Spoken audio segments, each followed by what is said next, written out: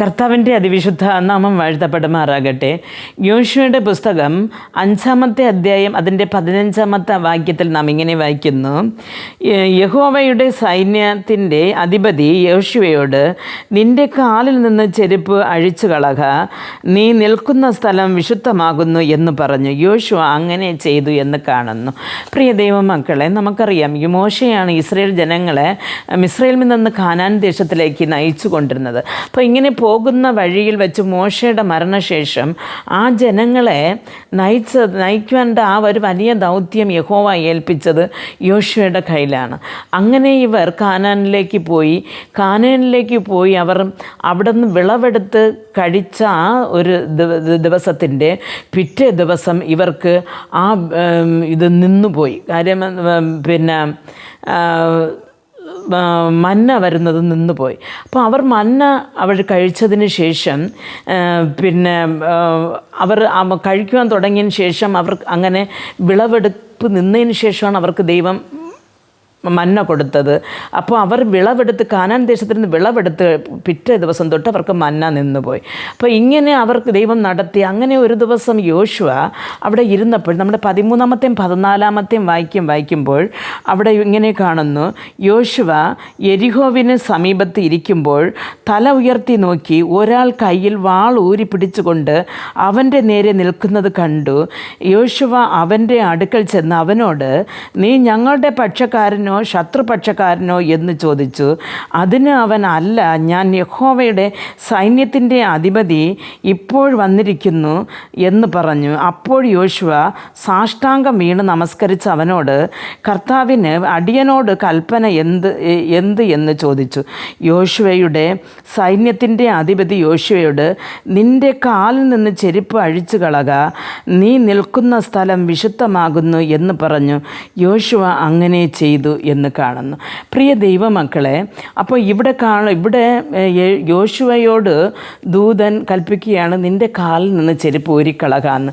ഇതേപോലെ തന്നെ ഒരിക്കൽ മോശയോടുകൂടെ ദൈവം മുൾപ്പടപ്പിൽ വെച്ച് പറഞ്ഞു, നീ നിൽക്കുന്ന സ്ഥലം വിശുദ്ധമാകയാൽ നിൻ്റെ കാലിൽ നിന്ന് ചെരുപ്പ് ഊരിക്കളക എന്ന്. അതേപോലെ യോശുവയോടും പറയുകയാണ്, നിൻ്റെ കാലിൽ നിന്ന് ചെരുപ്പ് ഊരിക്കളകാന്ന്. അപ്പോൾ ഈ ചെരുപ്പ് ഊരിക്കളകാന്ന് വിചാരിക്കുമ്പോൾ നാം വിചാരിക്കുന്നത് നാം ചർച്ചിൽ പോകുമ്പോൾ ചെരുപ്പ് ഊരിയിട്ടിട്ട് പോകണം, അതാണ് എഴുതിയിരിക്കുന്നത് എന്ന്. പ്രിയ ദൈവ പൈതലെ, അത് നല്ലതാണ്. കാര്യമെന്ന് പറഞ്ഞാൽ നാം വഴിയിൽ നടക്കുമ്പോൾ സകല വേസ്റ്റുകൾ ആ ചെരുപ്പിൽ കാണും. നാം വെളിയിൽ ഊരിയിട്ടിട്ട് വിശുദ്ധ സ്ഥലത്തിൽ പോയി ആരാധിക്കുന്നത് നല്ലതാണ്. പക്ഷേ ഇവിടെയാണെങ്കിൽ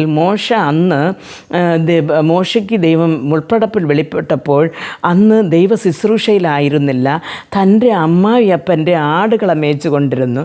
അപ്പോൾ അത് വിട്ടിട്ട് ദൈവത്തിലേക്ക് വരുവാനായിട്ട് ഒരു വഴി ഒരു കൽപ്പന പുറപ്പെടുവിക്കുന്ന ആ ഒരു സമയത്താണ് ചെരുപ്പ് ഊരിക്കളാൻ പറഞ്ഞത്. അതേപോലെ ഇവിടെ യോശുവയുടെ മുമ്പിൽ യോശുവ ഒരു വലിയ ദൗത്യം ചെയ്തിട്ട് വീണ്ടും അവൻ അങ്ങനെ ഒരു റെസ്റ്റിലിരിക്കുമ്പോഴാണ് ദൈവത്തിൻ്റെ ദൂതൻ വന്ന് പറയുന്നത്, വല്ല കൽപ്പനയും ഉണ്ടോ എന്ന് യോശുവ ചോദിച്ചപ്പോൾ, നിൻ്റെ കാലിലുള്ള ചെരുപ്പ് ഊരിക്കളകാന്ന്. പ്രിയ ദൈവ പൈതലെ, ഒരുപക്ഷെ നാം ദൈവവേല ചെയ്തിട്ട് ഇനി ഞാൻ കുറേയൊക്കെ ചെയ്ത് ഇനി എനിക്ക് കഴിയില്ല എന്ന് നാം വീട്ടിലായിരിക്കാം.